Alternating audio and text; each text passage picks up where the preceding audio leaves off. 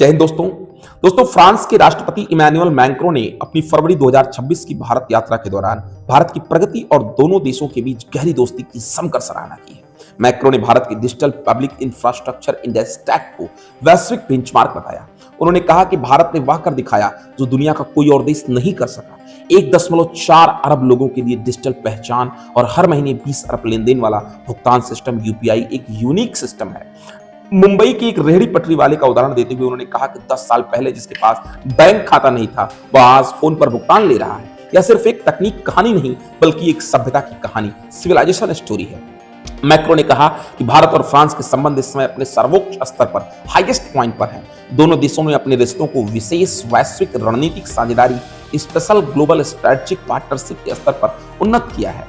Rafale विमान सौदे की आलोचना करने वालों को जवाब देते हुए उन्होंने कहा कि यह डील भारत को आत्मनिर्भर बनाएगी, रोजगार पैदा करेगी और देश को मजबूत करेगी। मुंबई में उन्होंने कहा कि नवाचार की दुनिया में भारत का कोई सानी नहीं है और अब सवाल यह नहीं कि भारत नवाचार करता है या नहीं, बल्कि यह है कि भारत के साथ नवाचार कौन करेगा।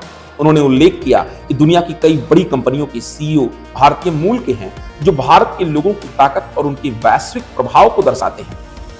उन्होंने कुछ अन्य महत्वपूर्ण घोषणाएं और संदेश भी दिए, जैसे G7 शिखर सम्मेलन के लिए मैक्रों ने प्रधानमंत्री मोदी को जून 2026 में फ्रांस में होने वाली G7 शिखर सम्मेलन में विशेष अतिथि के रूप में आमंत्रित किया है। उन्होंने दोहराया कि भारत फ्रांस के शैक्षिक अनुदानों का सबसे बड़ा प्राप्तकर्ता है और 2030 तक फ्रांस 30,000 भारतीय छात्रों की मेजबानी करना चाहता है।